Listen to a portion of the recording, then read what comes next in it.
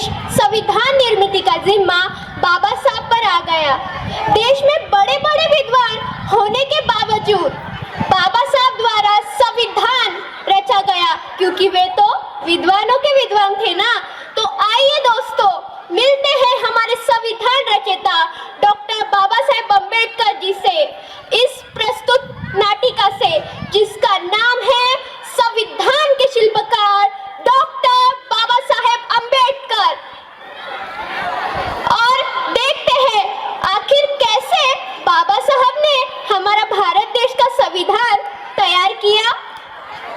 Rights are liable to be suspended whenever, in the view of the Union, it is necessary to declare an emergency. अगर हमने बहुत दिनों तक लोगों को उनके अधिकार से महरूम रखा, तो हम ये हिमाकत अपनी सियासत और जमहूरियत की कीमत पर ही करेंगे। मेरे रहते संविधान से आरक्षण नहीं हटने वाला। रीढ़ की हड्डी तोड़ डाली आप लोगों ने हमारी, फिर भी हम लोग खड़े हैं। एक बार हमें अपने बराबर आने का मौका तो दीजिए पटेल जी, फिर देखिए कैसे हम आगे निकल जाते हैं। In our Constituent Assembly, this 26th day of November 1949, do hereby adopt, enact, and give to ourselves this Constitution.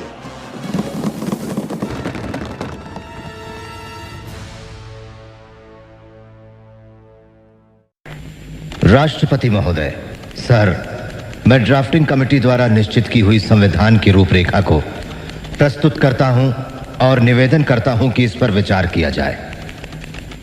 राष्ट्रपति महोदय सर, मैं इस सदन में उपस्थित उन लोगों में से एक हूं जो जानते हैं कि इस संविधान का मसौदा तैयार करने में डॉक्टर अंबेडकर ने कितनी मेहनत और लगन खर्च की है। शायद सदन को पता हो कि उसके द्वारा मनोनीत 7 सदस्यों में से एक ने इस्तीफा दे दिया और उसकी जगह किसी और को नहीं लिया गया।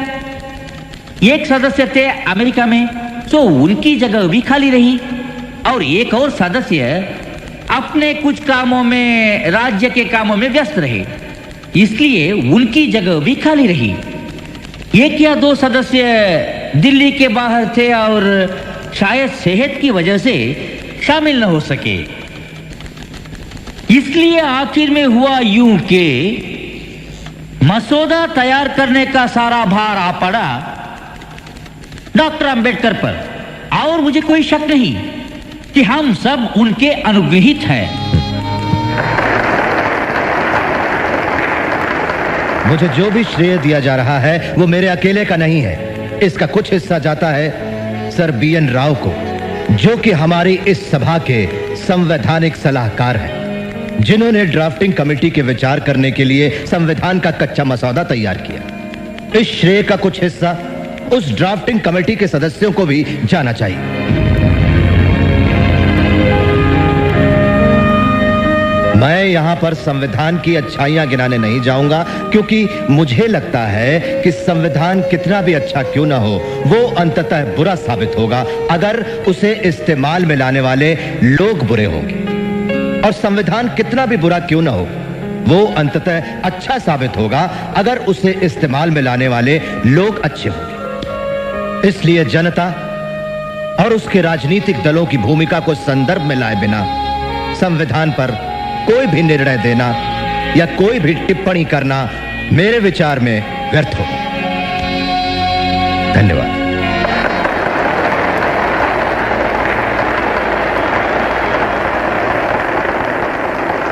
यहां आसन पर बैठे हुए और प्रतिदिन की कार्रवाई को देखते हुए मुझे यह प्रतीत हुआ, जो शायद किसी और को ना हुआ हो, कि कितने उत्साह और लगन के साथ संविधान समिति के सदस्यों ने और खास तौर से उनके चेयरमैन डॉक्टर अंबेडकर ने अपनी खराब सेहत के बावजूद ये काम पूरा किया।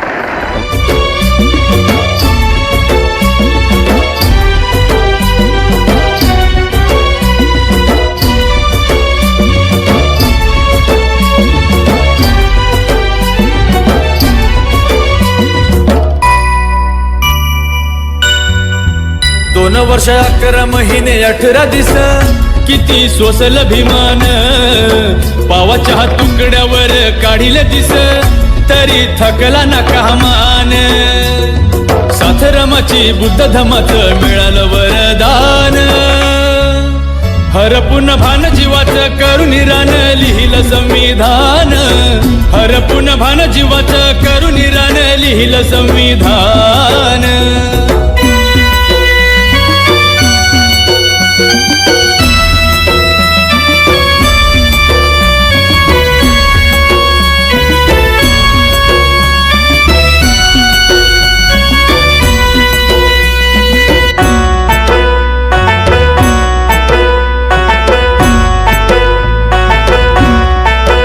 कुणाची मिळाली न साथ आजवर झाला हो आघात पुस्तकास वे काढली रात दिव्याखाली झोपली माझी जात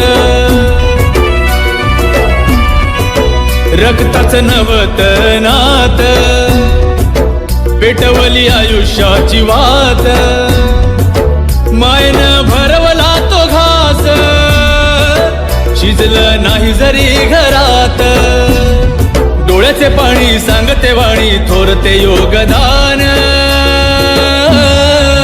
हरपून भान जीवाचं करून रान लिहिलं संविधान हरपून भान जीवाचं करून रान लिहिलं संविधान